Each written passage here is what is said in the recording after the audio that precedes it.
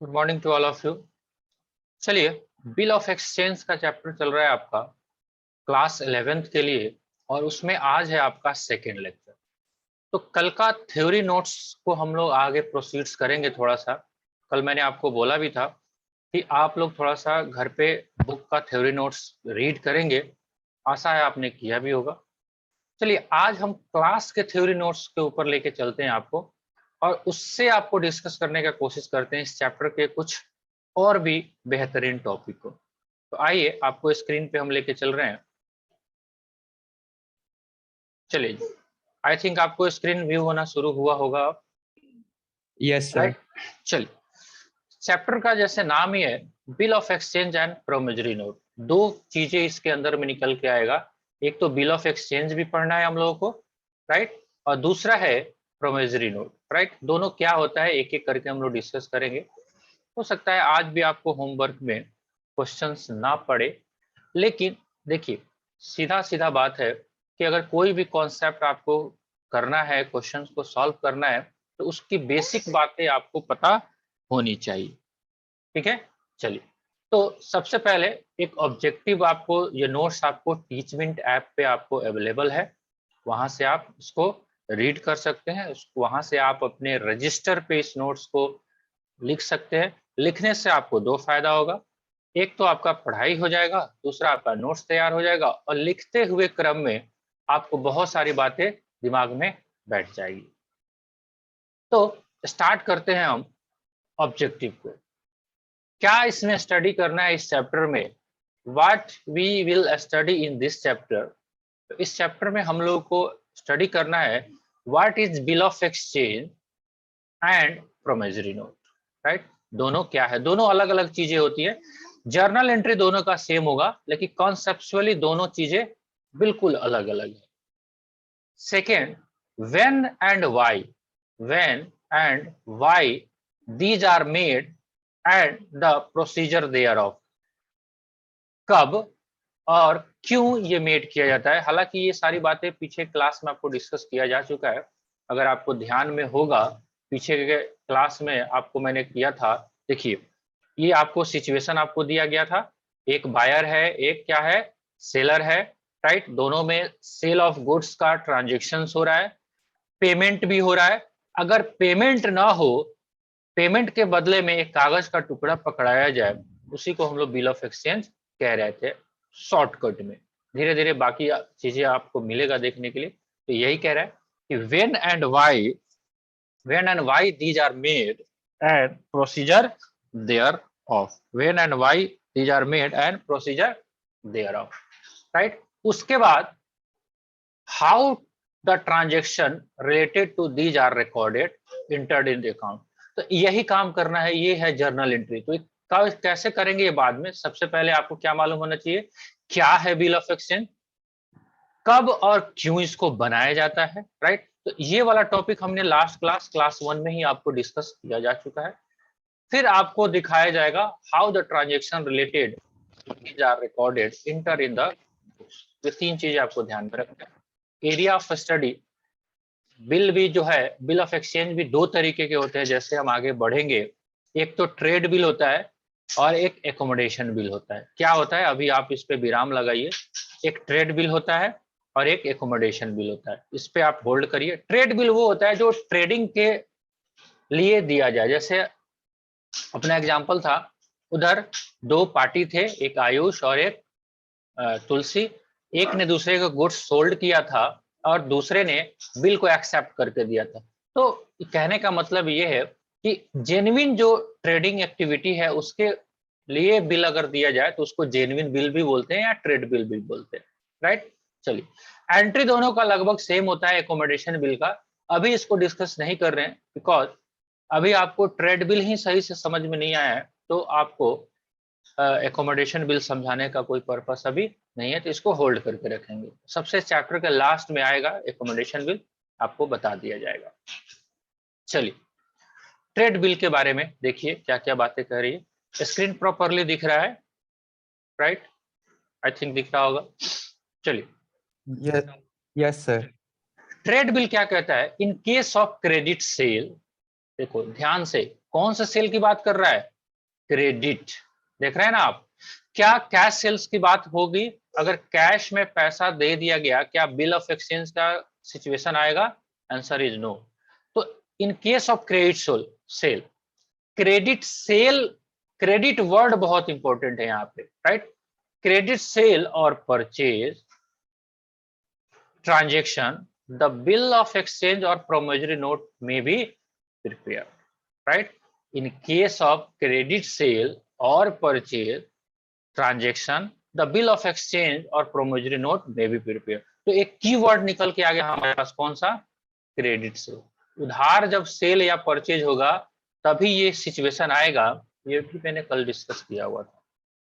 अगर cash cell हो जाता है तो उस केस में इस चैप्टर को पढ़ने की आवश्यकता आपको नहीं है।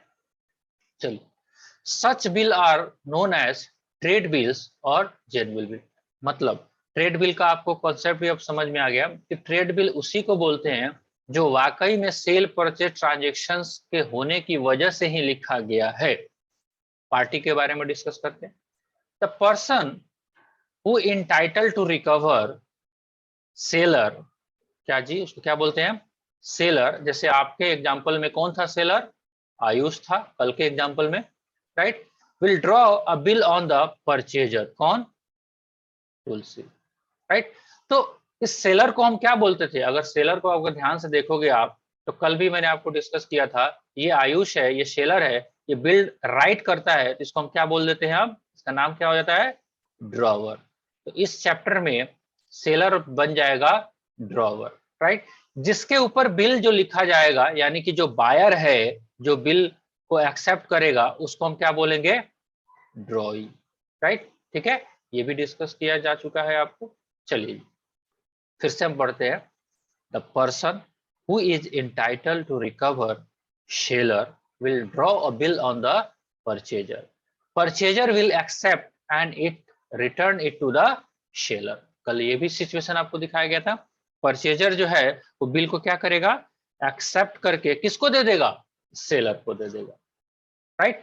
चलिए, seller is a creditor when he draw the bill is called drawer. ये बात मैंने कल भी आपको बताया था, आज भी आप देख लो।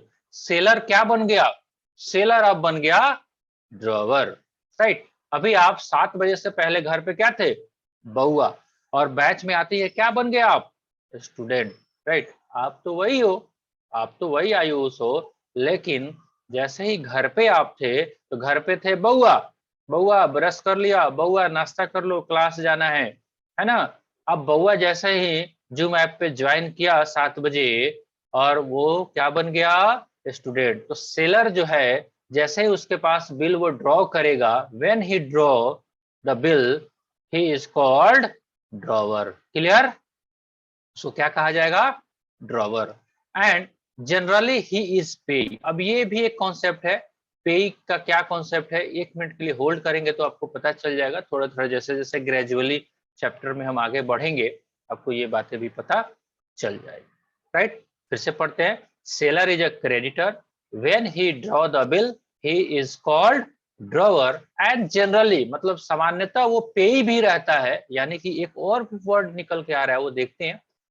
One who is entitle to receive the amount of bill, मतलब जो बंदा बिल के अमाउंट को रिसीव करेगा वही पेई रहेगा, और he can name someone else as a payee, right? चलो इसको डिस्कस कर ही देते हैं यहाँ पे।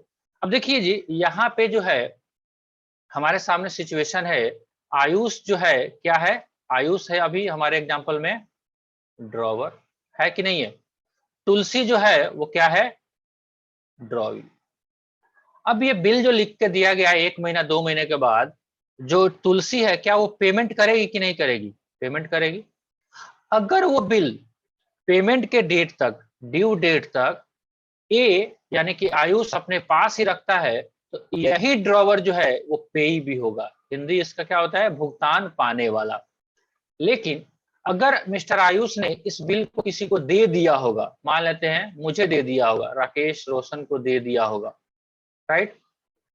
राइट? तो अगर मुझे ये दे दिया होगा, तो जब तुलसी आएगी पेमेंट करने, तो क्या आयुष के पास आएगी, आंसर इज नो। जिसके पास बिल होगा उसी को पेमेंट करेगी। तो इस केस में अब पेई कौन हो जाएगा, राकेश। तो सिंपल सा बात है कि जो बिल को होल्ड करेगा उस डेट पे, जिस डेट पे उसका पेमेंट होना है, ध्यान से, जिस डेट पे बिल का पेमेंट होना है और वो बिल यानी कि वो कागज का टुकड़ा जिसके पास होगा वही पेई कहलाएगा। तो जनरली ये वर्ड यहाँ पे यूज किया गया है।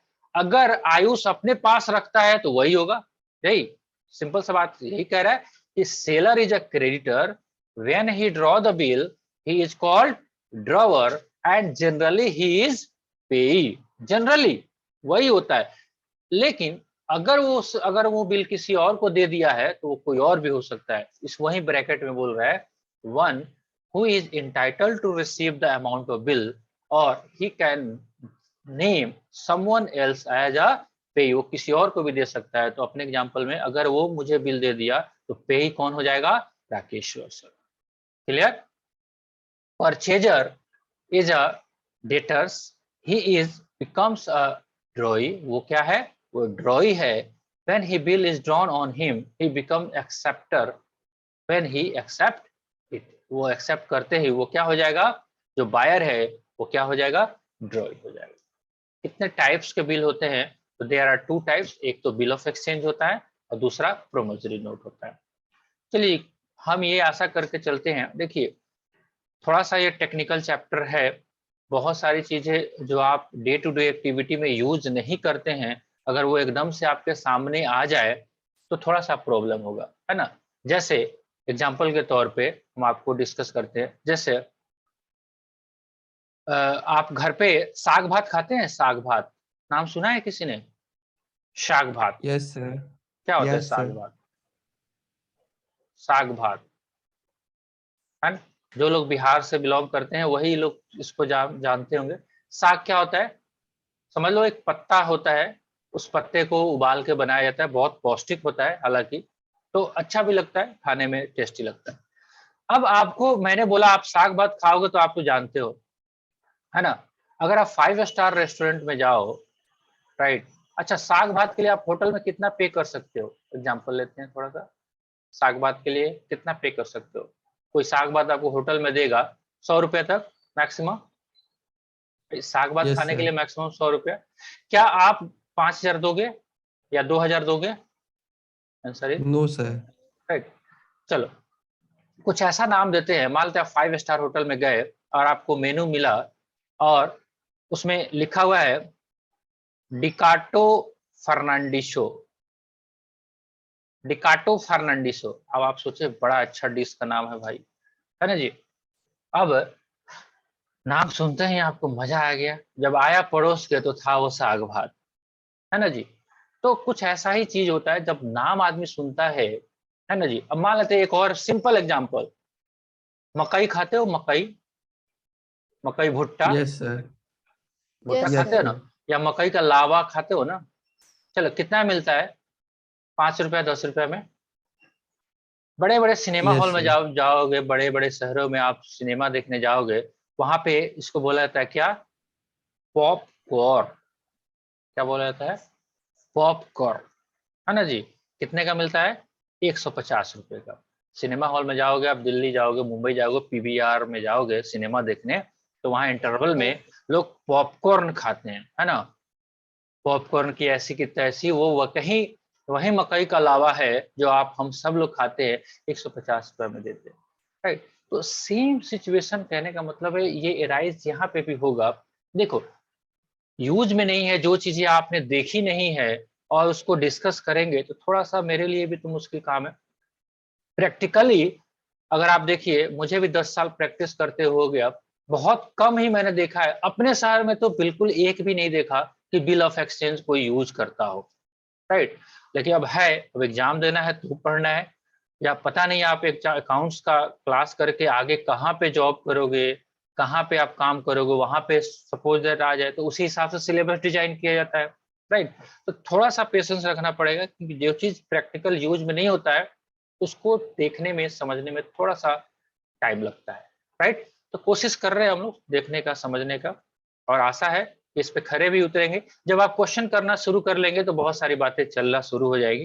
तो आज तक मेरा टारगेट है थोड़ा सा थ्योरेटिकल पोर्शन को डिस्कस कर लिया जाए, कल से हो सकता है क्वेश्चन आपका बनवाना शुरू कर दे।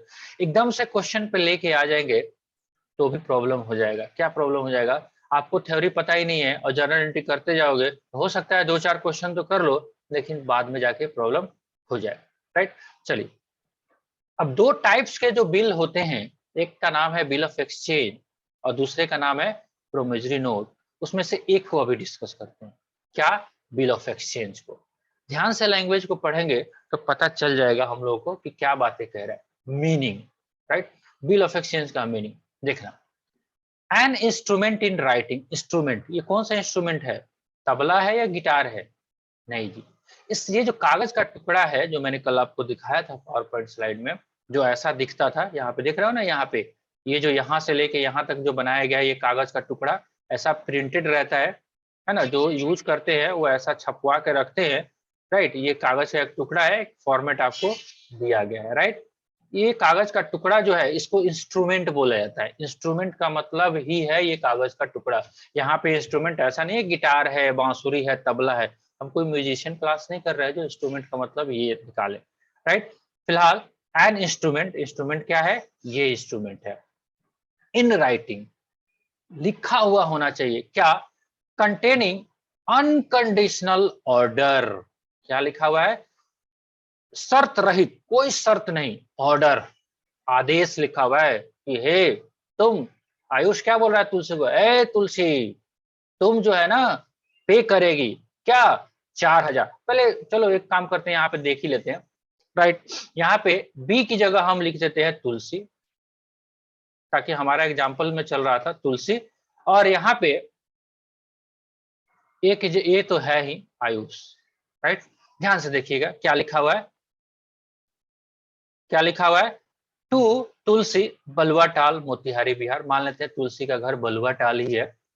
क्या लिखा हुआ है, पे ₹4,000, भुगतान करो 4,000 रुपया, टू मी, मुझे, और माई ऑर्डर, या मैं जिसे बोलूं, तो कुछ नहीं, अनकंडीशनल है। आप चू चू मैं नहीं कर सकते। आपको मैंने सामान दिया है 4,000 रुपये का, मैं आपके ऊपर कागज लिख रहा हूं कि है तुलसी, तू जो है 4,000 रुपया मुझे देना या मेरे कहने के अनुसार सर को दे देना, ठीक, कोमा 30 डेज, 30 दिन के बाद, राइट। 30 दिन के बाद का ये लिखा जा रहा है, after the date of bill for value receive, right. यहाँ पे लिख दिया गया और यहाँ पे साइन करके आयुष दे देते हैं। तुलसी के पास जाएगा और तुलसी क्या करेगी, साइन करके एक्सेप्ट कर लेगी, राइट। और यहाँ पे एक टिकट लगा दिया जाएगा, रेवेन्यू स्टैम्प, ताकि तभी तो इसका कागज के टुकड़े का वैल्यू होगा ना। तो समझ में आ रहा है क्या कह रहा है, an instrument in writing containing unconditional order.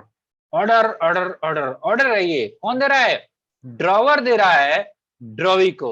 यहाँ पे कौन किसको दे रहा है, ड्रॉवर कौन है, ये आयुष है। ये ड्रॉवर जो है ड्रॉवी को, ड्रॉवी अपने एग्जांपल में कौन है, तुलसी है, ड्रॉवी को कि ए तुलसी तू 4,000 रुपये देना मुझे या मेरे आदेशानुसार, signed by maker drawer directing a certain person, किसको, drawee, to pay certain sum of money, अपने एग्जांपल में 4,000 रुपया, टू और to the order of a certain person और to the bearer of the instrument pay. Clear. तो बहुत clear cut में इसका डेफिनेशन है, सिंपल सा बात है, एक कागज का टुकड़ा है जो कि क्रेडिट सेल परचेज के करने के बाद ये एराइज हो रहा है। तो क्या हो रहा है, एक कागज का ऐसा समझ लो ना, देखो ये सिंपल सा बात है, एक लिखा पढ़ी वाला कागज हो गया। अब मान लेते हैं आयुष ने तुलसी को सामान बेचा है, अगर 1 महीना के बाद तुलसी उसको पेमेंट नहीं करती है तो क्या करेगा बेचारा। इसीलिए ये कागज का टुकड़ा लिख के और एक्सेप्ट करा के और स्टाम्प टिकट लगा के रख लिया जाता है। अगर तुलसी 30 दिन के बाद नहीं देगी तो आयुष के पास राइट है, इस कागज के बेस पे वो कोर्ट में चला जाएगा, और कोर्ट में चला जाएगा, केस हो जाएगा, तो सेक्शन 138 इस पे लग जाएगा, इस नेगोशिएबल इंस्ट्रूमेंट एक्ट का, और तुलसी को जेल भी हो सकता है, राइट। जैसे चेक बाउंस होता है ना, वैसे ही, राइट। ठीक है जी। चलिए, तो ये है बिल ऑफ एक्सचेंज का थोड़ा सा और एक्सप्लेनेशन ले लेते हैं। आई थिंक लग रहा है ज्यादा हेवी हो रहा है आप लोगों के लिए, तो कम से कम एक्सप्लेनेशन लेके फिर उसको रोकते हैं हम लोग। When such an order is accepted by writing on the face of the order itself, it's become a valid bill of exchange. देखिए क्या कह रहा है, मान लेते हैं आयुष ने लिख के दिया, अगर तुलसी इस पे एक्सेप्ट ही ना करे तो क्या तब तक ये वैलिड है? भाई आयुष का मर्जी, कुछ भी लिख लो, तो कुछ भी लिख लेगा, 4 लाख रुपया देना है तुलसी तुझे, अपने आप में लिख के साइन करके रख लेगा, हो जाएगा? नहीं ना। कौन साइन करेगा? ड्रॉई एक्सेप्टेंस देगा ना। वही बोल रहा है कि अगर एक्सेप्टेंस पे नहीं दिया गया ड्रॉई के द्वारा तो तब तक ये वैलिड बिल नहीं होगा। राइट? बातें समझ में आ रही है धीरे धीरे? चलिए सेकेंड पॉइंट क्या कह रहा है? सेकेंड पॉइंट ये कह रहा है, a cheque is bill of exchange but all bill of exchange are not cheque. इसको हम लोग डिस्कस करेंगे। चेक जो है बिल ऑफ एक्सचेंज है और सारा का सारा bill of exchange are not check, ये डिस्कस करेंगे। अभी इस पे डॉलर साइन लगाते हैं, थोड़ा सा टिपिकल है। In above bill of exchange A is a drawer, यहाँ पे ए क्या था? हमारे पास ड्रॉवर था Ayush, drawer as well as payee, वो ड्रॉवर भी है और पे भी है। बी अपने एग्जांपल में कौन था? तुलसी, तुलसी क्या है अपने पास? ड्रॉवर। ठीक है, तो आई थिंक आप इतनी बातों को अभी थोड़ा सा आप पढ़िए, इस वीडियो को दोबारा देखिएगा, आपसे रिक्वेस्ट है। इसलिए कि मैंने पहले ही बोल रहा हूँ, ये थोड़ा सा टेक्निकल चैप्टर है। आगे चल के आप सीए वगैरह का भी तैयारी करोगे, उसमें भी बहुत आता है और काफी कंसेप्चुअल चैप्टर है ना। बहुत सारे ऐसे बच्चे हैं जिनको वन शॉट में ये चैप्टर समझ में नहीं आता है। मेरा प्रयास रहेगा, इसलिए मैंने नोट्स भी प्रिपेयर किया हुआ है। आपको अपना वाला भी, बुक्स का भी आपके पास नोट्स अवेलेबल है, वहां से आप रीड आउट करेंगे। प्रोमोजरी नोट को हम लोग कल डिस्कस करते हैं और कोशिश करेंगे कि कल थोड़ा सा दोनों में डिफरेंसेस भी लगा लिया जाए। फिर देखते हैं, अगर एक दिन लेट ही सही क्वेश्चन बनता है तो कोई इशू नहीं है, लेकिन थ्योरी अपना स्ट्रांग रहना चाहिए। ठीक है जी, ओके। हाँ जी, चलिए। Yes, लग रहा sir. है सब लोग शहीद हो गए, भाई लड़ाई थोड़ी करने रहे हैं बॉर्डर पे। होप रखिए आएगा समझ में, जब हमको समझ में आया तो आपको भी आएगा, क्योंकि सास भी कभी बहू थी। हमने भी तो कभी पहली बार ही पढ़ा होगा आपकी तरह 11th में, ऐसे ही मुंह खुला का खुला रह गया होगा। आप फिजिकल बैच में रहते तो शायद आपका एक्सप्रेशन देखने वाला होता। सबका ऐसे ही होता है, जब पहली बार बच्चा 11th में बिल ऑफ एक्सचेंज पढ़ता है ना, तो उसका मुंह बोर्ड की तरफ खुला हुआ रहता है। हाँ, तो क्या हो रहा है भैया? कुछ नहीं हो रहा है, ऐसे ही होगा। जैसे जर्नल एंट्री आपको आया ना जी, धीरे धीरे ही सही, अभी ये भी आएगा। ठीक है, तो इसी सब के साथ आज की क्लास को हम लोग एंड करेंगे। मिलेंगे हम लोग कल थोड़ा सा और थ्योरिकल के लिए। आप यूट्यूब पे ये वीडियो रहेगा, जो बच्चे छूट जा रहे हैं वो यूट्यूब से 1 से 2 बार में लगा के देख लीजिएगा। 20 मिनट का वीडियो रहता है, मैक्सिमम टू मैक्सिमम 20 से 25 मिनट का। आप करेंगे तो आपको ही फायदा होगा। राइट? ठीक है, चलिए मिलते हैं हम लोग नेक्स्ट क्लास में। तब तक enjoy yourself. Thank you for joining us, bye bye.